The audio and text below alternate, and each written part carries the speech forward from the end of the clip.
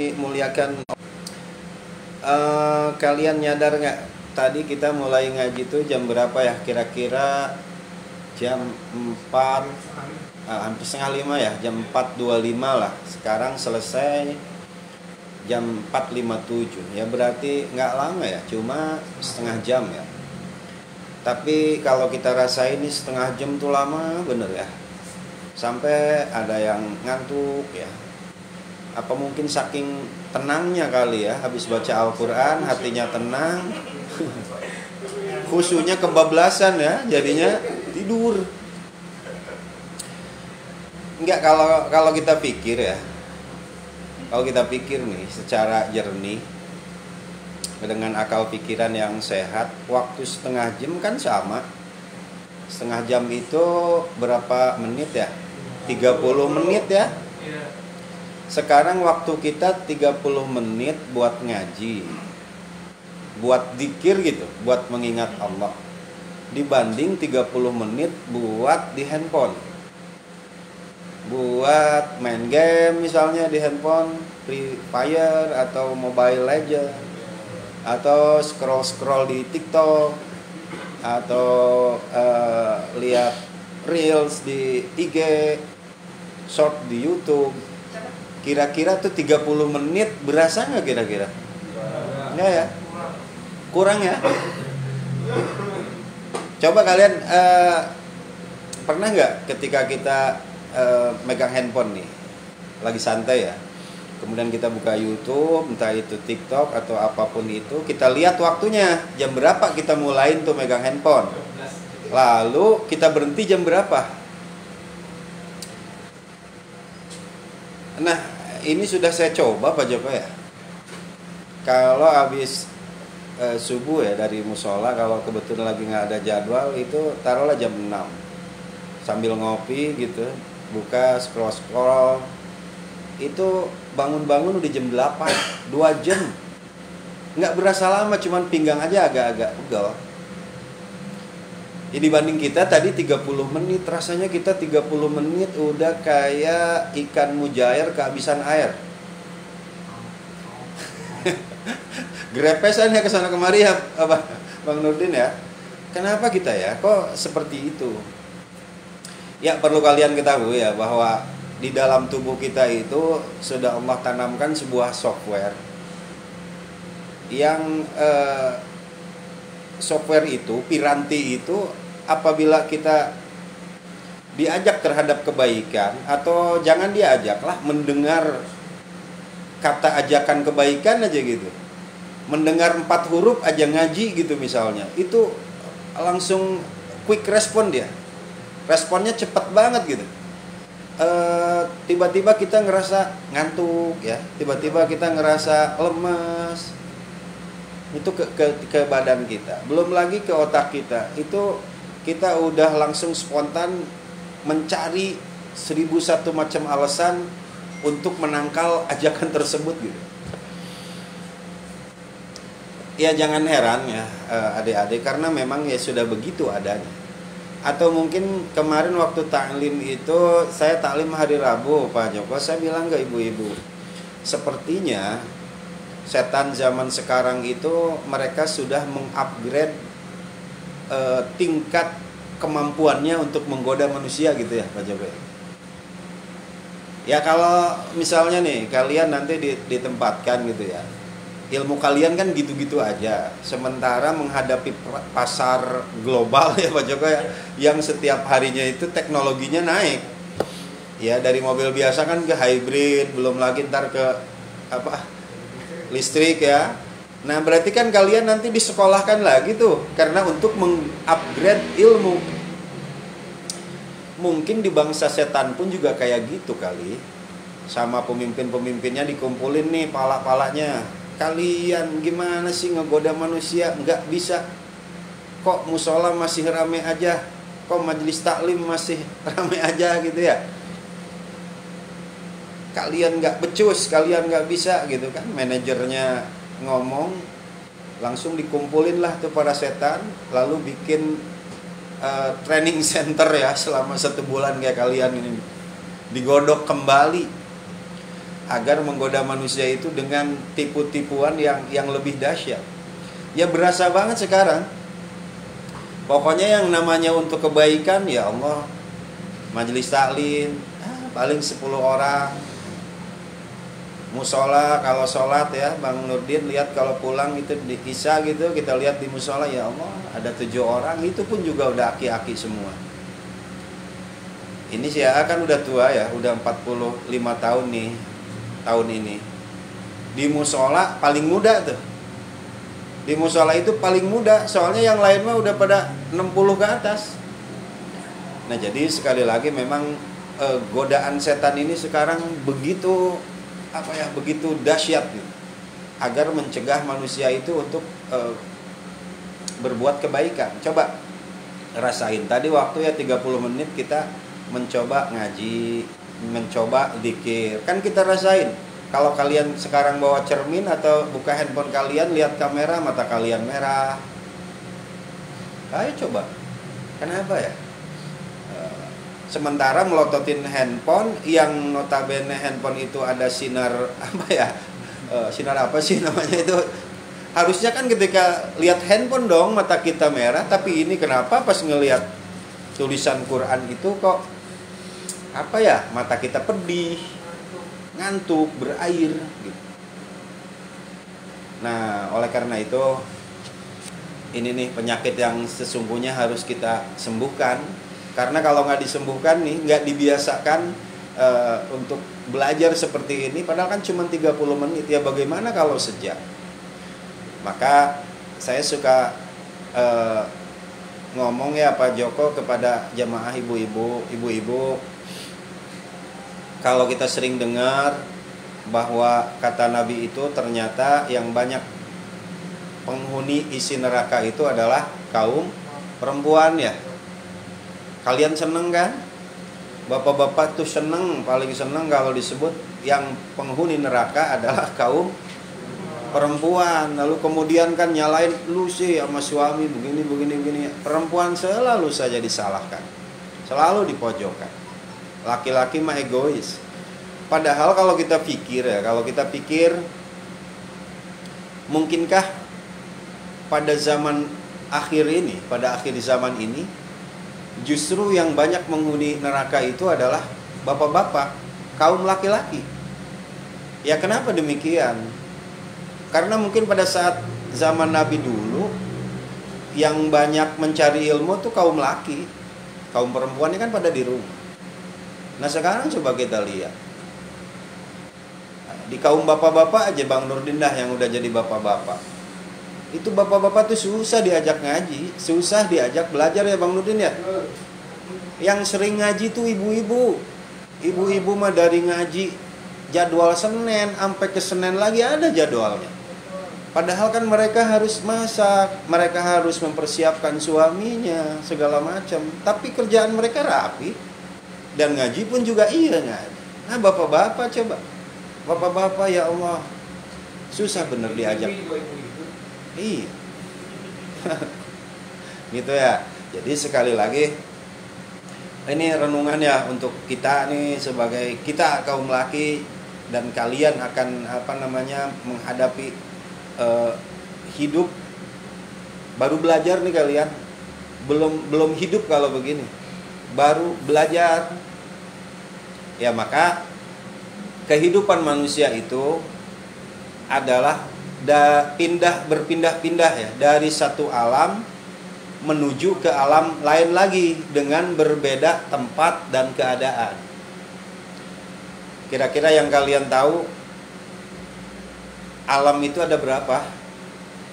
Alam itu adalah sebuah tempat, sebuah dimensi yang Allah sediakan.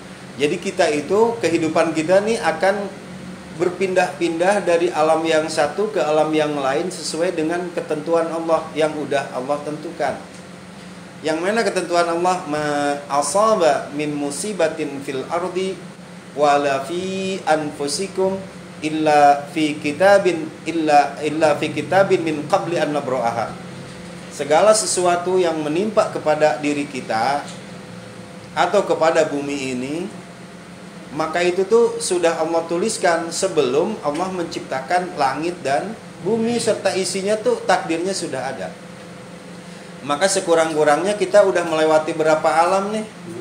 Dua ya. Satu alam kandungan, kedua alam salah ya, satu ya, satu tuh alam ruh. Alam ruh itu disebut juga dengan alam ajali. Nah, kapan itu kita nggak ingat kita namanya alam ruh. Lalu Allah kasih tahu kita di surah Al-Insan ya, ayat 1, hal ata 'alal insani. Ada yang hafal surah Al-Insan?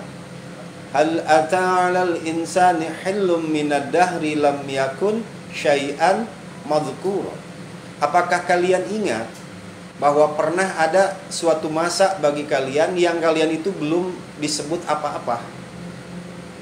Jadi kita itu pernah melewati satu masa ketika Nabi Adam diciptakan kan dengan Hawa, maka dari sulbi, dari tulang belakang Nabi Adam nih keluar nih ruh-ruh, termasuk kita, termasuk anak kalian nanti, cucu kalian, penghuni-penghuni dunia, itu sudah ada ruhnya. Jadi ini kalian nih kan sekarang belum nikah ya, itu kalau kalian ditakdirkan punya anak, ruhnya, ruh anak kalian tuh sudah ada, namanya itu alam ruh. Lalu saat itu Allah bertanya, kita disumpah oleh Allah, alastu birabbikum, apakah aku ini adalah Tuhan kalian? Kata Allah bertanya kepada ruh-ruh itu.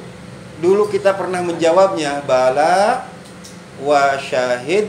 Nah, di Al-Baqarah, betul ya Allah, engkau adalah Tuhan kami. Maka kita tuh sudah berjanji kepada Allah, hanya saja kita tidak tahu, lupa ya terhadap itu. Nah lalu setelah di alam ruh nih kita lalu baru masuk ke alam yang kedua ya, namanya alam rahim ya, alam rahim. Kapan masuknya? Ketika usia kandungan orang tua kita berapa bulan? 120 hari. Gitu ya, 120 hari. Jadi kata Nabi itu, salah satu proses penciptaan manusia itu adalah di perut ibu kalian. 40 hari nutfah. Nutfah itu apa? Bercampurnya sperma laki-laki dan perempuan. Itu 40 hari. Jadi bukan jorok ya, ini kan urusan fikih. Kalian ada yang tahu nggak? 1 mililiter sperma itu ada berapa sel? Iya, 20 juta rata-rata 1 mililiter. 1 mililiter itu 20 juta sperma. 1 mililiter mani ada 20 juta sperma. Rata-rata ketika, maaf ya, seorang laki-laki ejakulasi itu 2-6 mili ya, tinggal kali aja lah. Rata-rata 200 juta sperma. Lalu kemudian sperma itu masuk, disuntikan ya ke rahim. Bayangkan 200 juta sel yang kayak kalau di mikroskop tuh kayak cacing ya Pak Joko ya? Ya kayak jalan gitu kan? Kayak cebong. Ya kayak cebong. Ada berapa? 200 juta. Lalu kemudian dia menuju serviks. Serviks itu adalah, ya betul, mulut rahim. Pak Joko Kos apa-apa tahu ya beliau ya? Iya. Bener. Jangan-jangan pernah ngobok-ngobok ke sana Pak Joko ya? Pasang kayu di. Oh iya benar. Jadi ini kayak si Surti sama Tejo dong ya.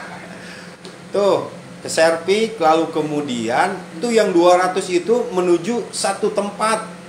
Yang 200 ini menuju satu tempat ya, termasuk kalian. Lalu kemudian dinding rahim itu dia mengebom ya. Kan antibodi tubuh dari perempuan tuh, dari rahim itu mengeluarkan sebuah senjata untuk mengebom si tadi sperma yang 200 juta itu, dan semuanya mati gitu. Jadi dari 200 juta yang masuk hanya satu yang diterima. Lalu setelah diterima itu tuh si rahimnya tertutup, udah yang 200 juta itu yang 190 sekian juta tuh mati. Dan siapa yang diterima oleh rahim itu? Ya ini kalian ini nih, semua kita nih. Maka oleh karena itu, apapun bentuk diri kita sekarang, mau pesekkah hidung kita, mau jerengkah mata kita, kita adalah pemenang. Habis berantem ya. Benar, iya. Namanya jereng. Iya benar. Benar Widi, jadi kita itu adalah pemenang dari 190 sekian juta tuh. Maka kalian kudu bangga, kalian adalah pemenangnya. Jadi pas begitu lahir kalian adalah seorang pemenang, telah memenangkan kompetisi masuk ke rahim. Itulah kalian sekarang nih. Walaupun kita hidung pesek ya kudu disyukuri.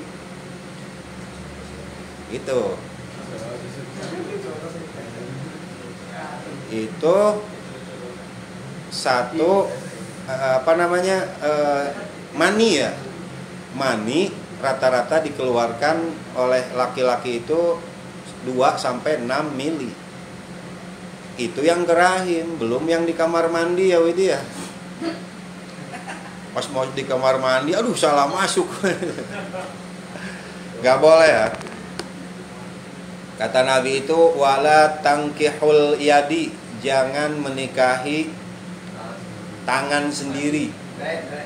Termasuknya itu dosa besar. Iya. Dan pengaruhnya sangat buruk terhadap nanti kalian. Setelah menikah pengaruhnya tuh buruk. Karena kenapa? Maaf ya, mungkin kita yang udah nikah ya nggak apa-apa, kan ini adalah urusan fikih. Jadi maaf kalau pakai tangan itu kan tidak matang. Sperma itu kan ada yang encer, ada yang kental. Kalau tidak matang, kalian akan merasa sakit pada itu tuh. Apa sih ini namanya ya? Gini. Ya gitulah, pokoknya aja kayak pedih-pedih. Ya testis juga ya sama. Maka walaupun ada beberapa dokter yang menyarankan seperti itu, tapi peraturan agama adalah lebih penting. Maka dosanya juga dosa besar. Iya. Kan ada waktu itu ngobrol sama Pak Joko ya, bahwa kalau tidak keluar akan terjadi bukan batu ginjal, apa sih namanya? Bukan, nggak akan seperti itu. Karena kalau dipikir, kata seorang cendekiawan muslim, ya Nabi aja selama 25 tahun tidak terjadi apa-apa gitu kan. Maka oleh karena itu, bagi seorang laki-laki yang hasratnya sudah tidak terbendung, kan kata Nabi, yang pertama adalah harus banyak puasa ya. Puasa itu kan yukatsirus syahwat, akan memecahkan syahwat. Nah itu tuh. Lalu apakah seorang perempuan juga mengeluarkan sperma? Mengeluarkan air mani? Sama, perempuan juga. Pin, nggak apa-apa, ini fikih buat Pina. Sama mengeluarkan air mani, hanya saja beda bentuk. Bentuk ya. Kalau laki-laki itu kan umumnya agak abu-abu gitu ya, dan kental. Kalau perempuan agak sedikit encer, tapi sama dua-duanya punya bau khas dari sperma. Ya cobain aja, keluarin aja dulu. Ya. Dan apa tuh yang bukan bayi tabung ya? Kalau sekarang tuh kan banyak ya yang jadi ke dokter, pasangan suami istri, lalu kemudian disuruh berhubungan ya, Bang Nurdin di sana, lalu spermanya itu diambil dan memakai alat khusus, karena kan dia kalau terlalu lama di luar kan mati ya, langsung dimasukkan. Itu kalau jadi anak katanya gitu memang kurang baik gitu ya Pak Joko, karena ketika dia keluar spermanya itu kurang kayak ada rasa tertekan gitu, terpaksa lah gitu keluar. Maka bahannya juga kurang baik, anaknya juga kurang baik. Nah tadi perempuan, lalu kata Nabi itu bagaimana kalau perempuan, bagaimana mungkin perempuan tidak mengeluarkan sperma, sedangkan wajah atau rupa seorang manusia itu tergantung dari sperma. Maka kalau yang saat itu lebih dominan spermanya ibunya, misalkan maaf libidonya sedang tinggi, maka itu akan mirip ibu. Ente mirip siapa? Mirip ibu, mirip bapak, apa mirip tetangga? Mirip tetangga? Salah. Mirip ibu, mirip bapak? Bapak. Nah, berarti saat itu memang yang sedang dominannya adalah bapaknya. Jangan mirip tetangga. Itu mah ini yang ada yang punya anak jadi adiknya tuh belum gede.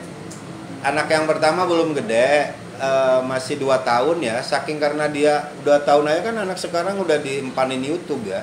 Jadi dia udah ngerti, udah tahu tutorial. 3 tahun lah dia udah bisa ngomong kan ya, udah ngerti. Tiba-tiba emaknya punya adik lagi, baru lahir. Lalu kan ini si kakaknya ini ngerasa cemburu sama emaknya karena emaknya lebih sayang kepada adeknya gitu kan. Nah, karena si anak sekarang suka nonton YouTube mulu, jadinya dia ngelihat tutorial. Lalu kemudian dia make racun, diolesin ke payudara ibunya. Entah dari mana tuh dia dapat ya racunnya, nggak tahu. Diolesin ke payudara ibunya dengan harapan nanti pas adeknya ngisep mati. Tapi pas esok harinya ternyata bukan adeknya yang meninggal, supirnya yang meninggal. Salah sasaran ya Widi ya. Ya lagi kalian mirip tetangga ya kan. Ternyata anak supir kalian. Aduh, ini ceritanya nih, aduh.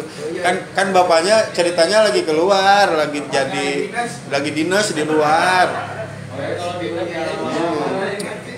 Makanya kalau dinas jangan lama-lama. Jadi itu kakaknya kesel sama adeknya gitu. Kalian ngerti nggak sih ceritanya? Nggak disimak ya. Berharap yang ngisep itu adeknya, pas pagi hari ternyata sopirnya. Jangan-jangan kalian anak sopirnya itu. Sopirnya mah tukang ngebut. Iya.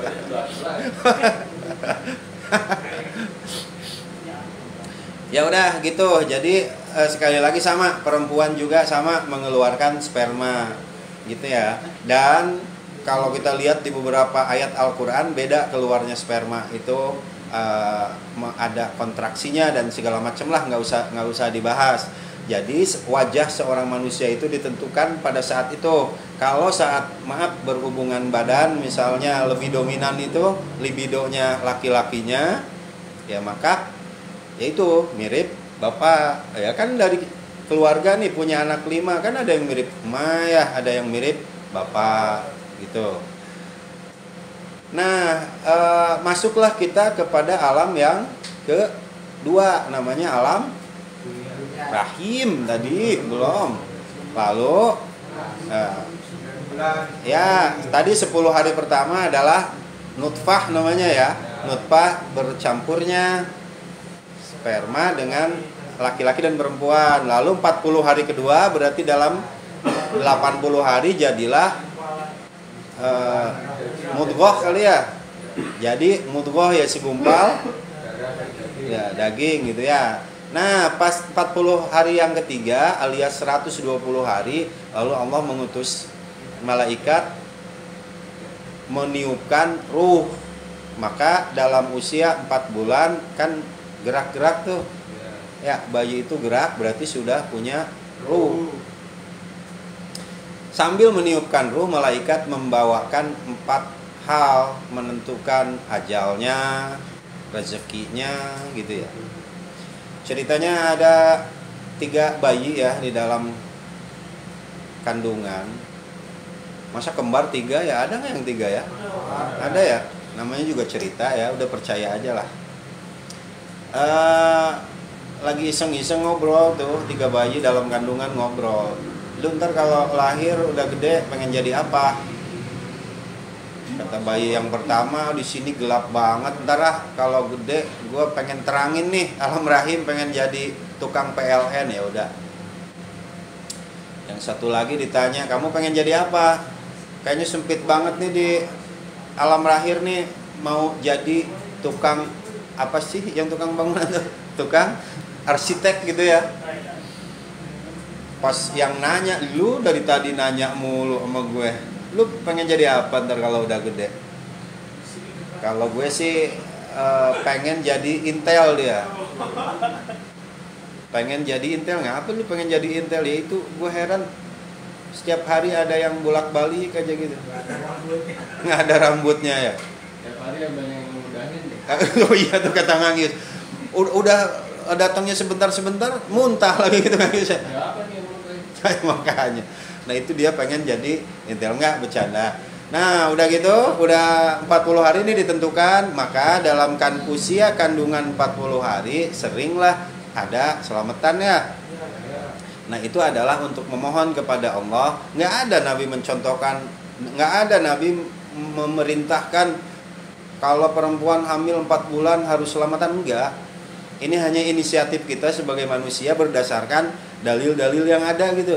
Maka banyakin berdoa agar yang tadinya ditentukan kurang baik, mudah-mudahan Allah ganti jadi baik. Karena kata Siti Aisyah, la yaruddul qada illa du'a. Enggak ada yang bisa menahan terhadap ketentuan Allah satupun kecuali dengan doa. Nah maka kalau misalkan nih, untuk informasi ya kalian, kalau 4 bulan sudah kandungannya kemudian keguguran, ya maka itu sudah dianggap ada ruhnya, harus diberikan nama gitu. Kalau usia kandungan sudah 4 bulan dan sunnah misalkan mau akikah silahkan. Kalau usia kandungannya sudah 4 bulan. Tapi kalau di bawah 4 bulan belum ada ruhnya, ya sudah, itu kan berarti belum jadi manusia. Gitu ya, buat informasi aja. Lalu setelah 9 bulan lahirlah kalian ini ke dunia ya, masuk lagi ke alam yang ketiga, alam dunia. Ruh, alam rahim, alam dunia. Nah, lalu melalui pintu kematian kita masuk ke mana? Kuburan atau alam barzakh. Alam barzakh adalah alam pertama dari alam akhirat.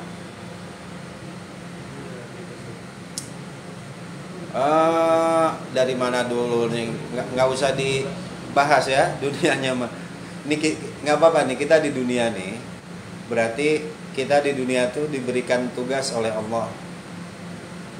Surah Al-Mulk ayat 2, alladzi khalaqal mauta wal terus liyabluwakum ayyukum ahsanu amal. Alladzi khalaqal mauta, Allah menciptakan mati, wal hayata dan hidup. Tuh Allah menyebutnya mati dan hidup. Kita mah suka kebalik ya, hidup dan mati. Kenapa? Karena kita awalnya mati, tadi itu nggak ada di alam ruh, kemudian masuk ke alam rahim, jadi hidup. Allah menciptakan mati dan hidup itu tujuannya apa? Liyabluwakum ayyukum ahsanu amala, menguji kepada kalian. Allah ingin tahu nih, ayyukum ahsanu amala, manakah dari antara kalian yang terbaik perbuatannya. Jadi nih Allah tuh ingin kita melakukan hal yang terbaik di bumi ini ketika kita hidup ini. Ya dalam hal apapun kita diberikan musibah, diberikan kepedihan, yang Allah lihat itu bagaimana kita menyikapi kesedihan tersebut. Pokoknya Allah ingin yang terbaik, bukan yang terbanyak. Kalau bisa mah banyak dan baik. Tapi kalau kita nggak bisa banyak, berikan ya terbaik. Sholat misalnya, sholat berikan waktu yang terbaik. Sedekah berikan yang terbaik. Pokoknya berikan yang terbaik kalau kita nggak bisa terbanyak. Maka Allah di dalam Al-Quran itu kan aktsaru, bukan ahsanu, bukan aktsaru. Kalau ahsanu itu yang terbaik, bukan aktsaru, bukan yang terbanyak. Maka lakukan yang terbaik ketika kita di dunia ini. Ya, kalian di sini sedang dalam proses pembelajaran, berikan yang terbaik. Tugas kita tuh banyak nih di bumi ini. Kita masuk ke dunia ini udah kayak ibarat sebuah perangkat audio yang belum diatur posisinya. Ada bass ya, ada middle, ada treble. Jadi tuh kalau di setel perangkat audio itu suaranya nggak karu-karuan, nggak enak didengar gitu. Bassnya kegedean, treble-nya bikin nusuk ke kuping tuh kalian tuh. Lalu apa itu bass, treble, middle itu apa? Ya ini sifat kita nih. Marahnya kita tuh semuanya Allah berikan, marah, sedih. Apalagi itu emosi itu ya, marah, sedih, bahagia, cemburu. Nah itu mood-mood yang ada pada diri kita tuh belum belum tertata dengan rapi. Nggak akan deh kita bisa ngilangin misalkan nafsu dari diri kita. Bukan harus dihilangkan memang, tapi ditekan. Bukan kita nggak boleh marah, tapi marahnya ditahan. Bukan kita nggak boleh misalnya punya keinginan, bukan, tapi ditahan. Kapan kita harus dinaikkan tuh marahnya, kapan harus diturunin. Nah maka ini adalah tugas kita, dan itu adalah tugas terberat bagi diri kita. Nah Allah menciptakan manusia, hewan, malaikat. Itu beda-beda software yang Allah tanamkan. Hewan itu Allah berikan nafsu, tapi tidak diberikan akal. Tapi menurut sebagian para ulama diberikan akal, namanya akal tabi'i ya. Akal apa? Tabi'i, akal kehewanan. Itu akal kehewanan kan dia bikin sarang sendiri ya, dia bikin apa gitu, namanya akal tabi'i namanya. Tapi walaupun akal tabi'i, kita harus belajar banyak dari burung kan, dari hewan. Coba kalian lihat, burung kalau nyari makan pergi pagi, terus pulangnya sore, pergi perutnya kosong, pulangnya kenyang. Udah burung mah begitu. Nggak pernah kelihatan burung misalkan pergi pagi nih nemu rezeki banyak, bawa karung, bawa tas, buat besok lagi gitu biar nggak nyari. Enggak. Burung itu pokoknya pagi pergi, pulang, bawa, udah, ntar besok begitu lagi. Nggak kayak manusia kita serakah ya, mentang-mentang rezekinya banyak, bawa karung, bawa tas gitu ya. Mikirnya manusia mentar buat entar. Enggak. Burung mah udah hari ini secukupnya. Itu hewan mah diberikan nafsu, tapi tidak diberikan akal. Maka hewan mah hidup di dunia itu hidupnya berdasarkan nafsu. Nafsu itu kan makan, tidur, jima. Cuman begitu, makan, tidur, jima. Makan, tidur, jima. Ya udah hewan mah begitu. Ya hewan karena nggak diberikan akal, ya dia mau makan rumput tetangga juga. Ya bodoh amat, orang nggak ada hukum di dunia hewan ya. Mau dia pakai istri siapa aja udah nggak ada hukumnya, namanya juga hewan. Malaikat Allah ciptakan punya akal tapi nggak punya nafsu ya. Malaikat mah akalnya ada tapi nafsunya nggak ada. Akal mah ada, kayak malaikat misalnya, malaikat yang wajib kita ketahui berapa? 10 ya. Malaikat Jibril, Surafil,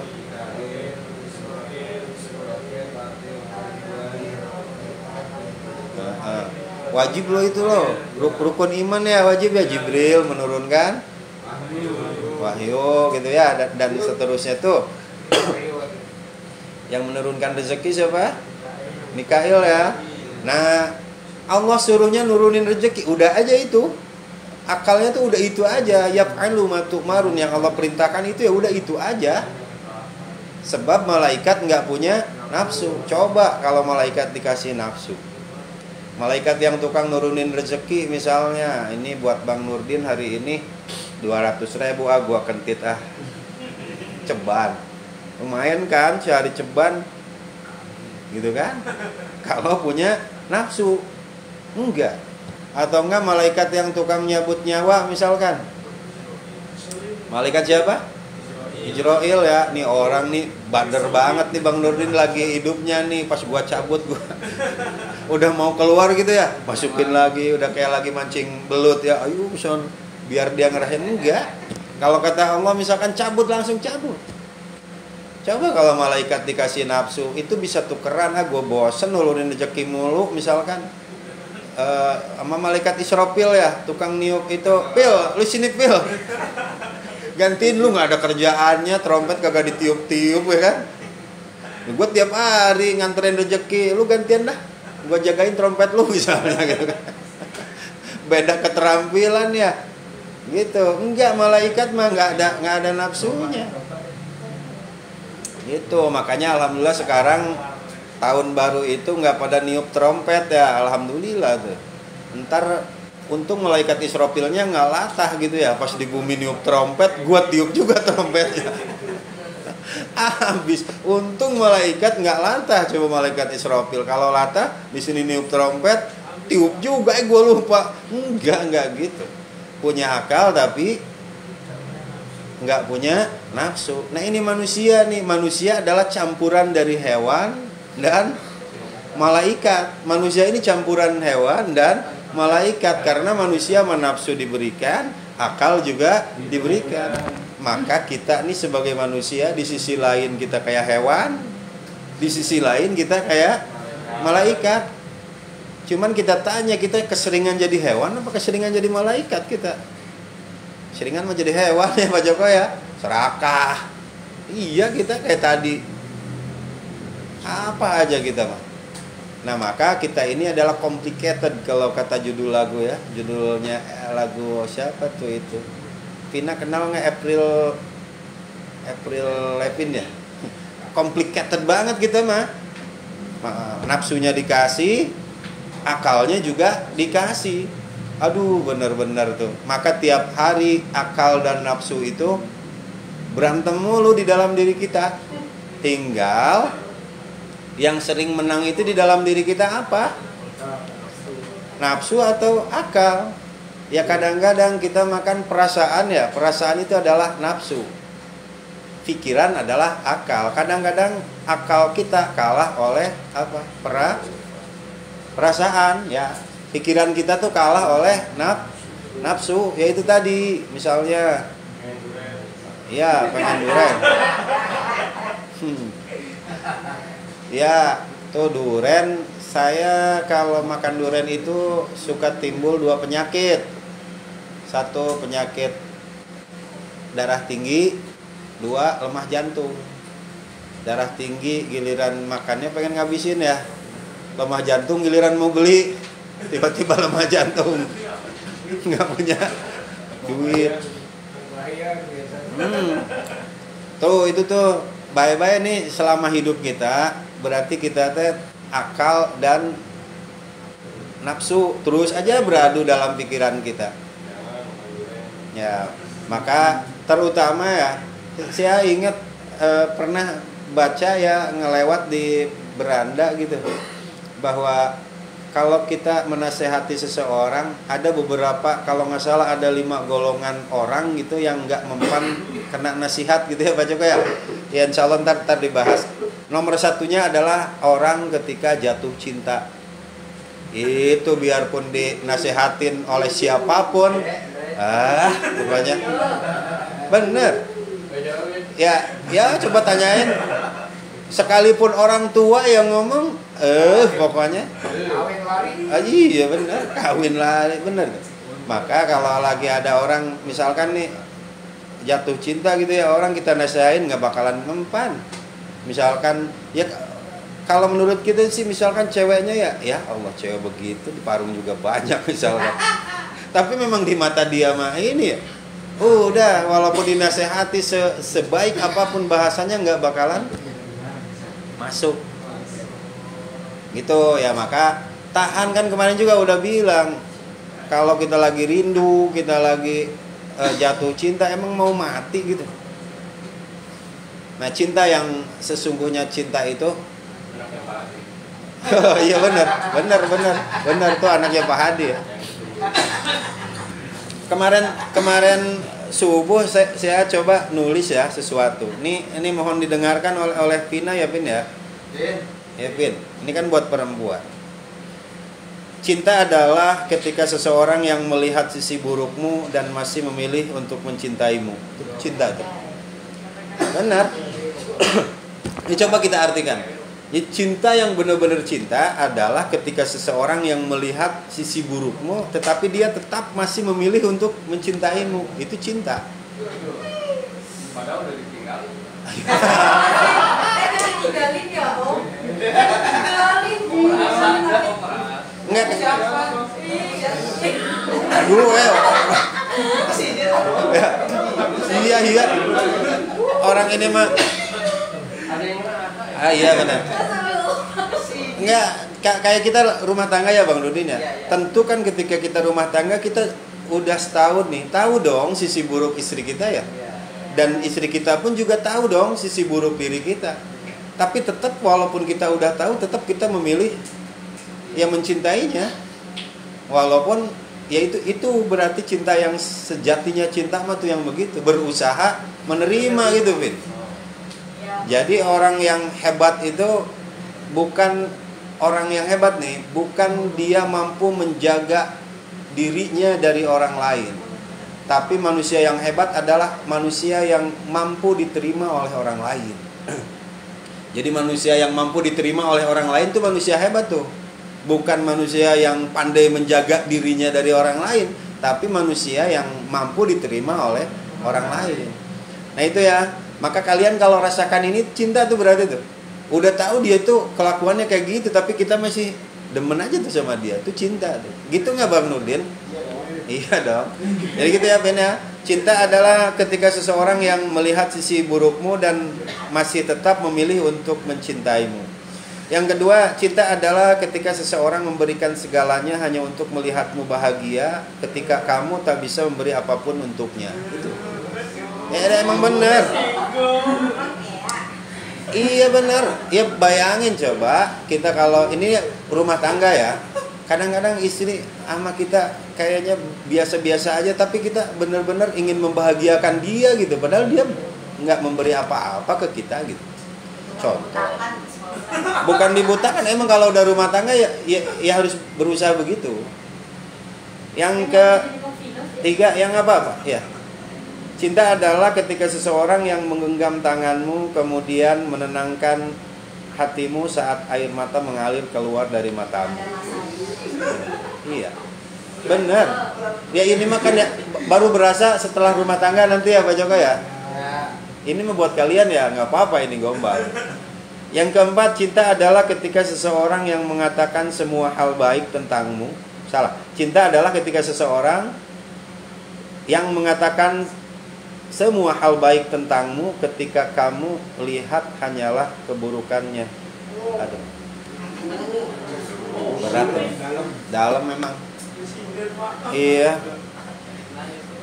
Jadi kalau gini, emang benar kalau kita mencintai seseorang ya, kita itu selalu mengatakan hal yang baik kan tentang dia, gitu kan? Padahal dianya mah melihat kita tuh buruknya aja gitu. Siapa sih hanya mau nyindir ke Mang Nurdin aja, Mang Nurdin ya. Iya, kita itu selalu mengatakan hal baik tentang dia, sementara yang ia lihat dari kita tuh cuma keburukan. Yang terakhir, Ben, cinta adalah seseorang yang selalu memastikan kamu baik-baik saja. Dia adalah seseorang yang memikirkanmu setiap saat.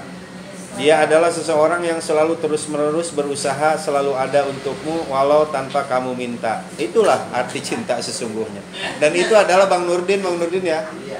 Benar, itu berasanya ntar ketika kita sudah berumah tangga, Pin.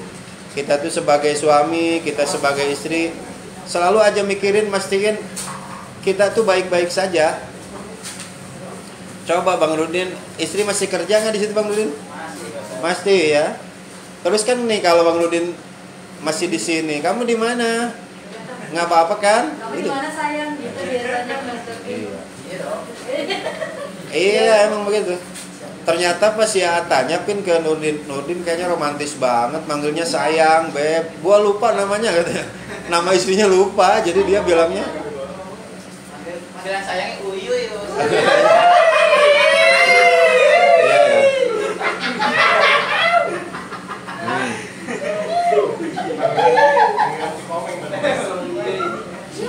Ayah bunda.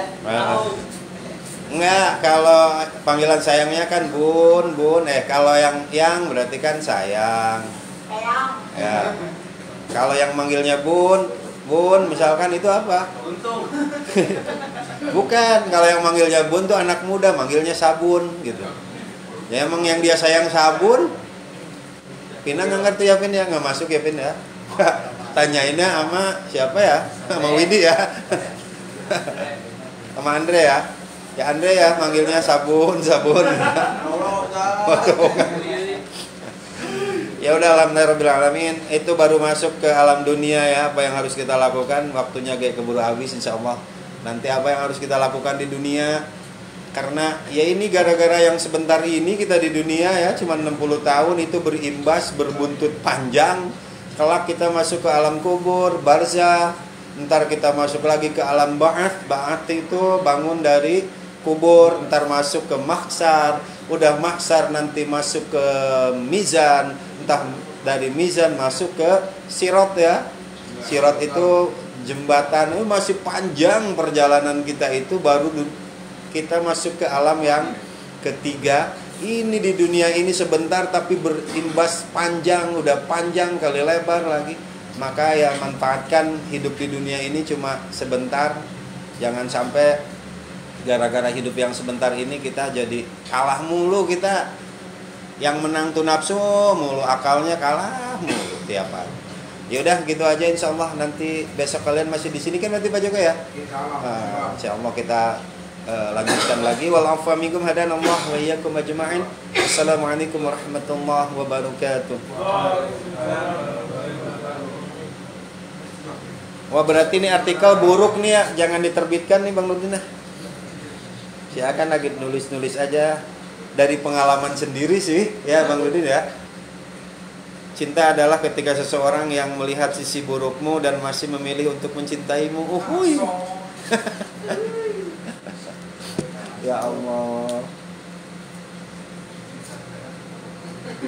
Ya benar, berarti itu cinta. Coba kalian kalau misalkan lihat orang tuh jelek perilakunya, ya udah kalian tinggalin kan. Tapi kalau punya rasa cinta di dalam hati, udah kelakuannya jelek juga tetap aja masih demen.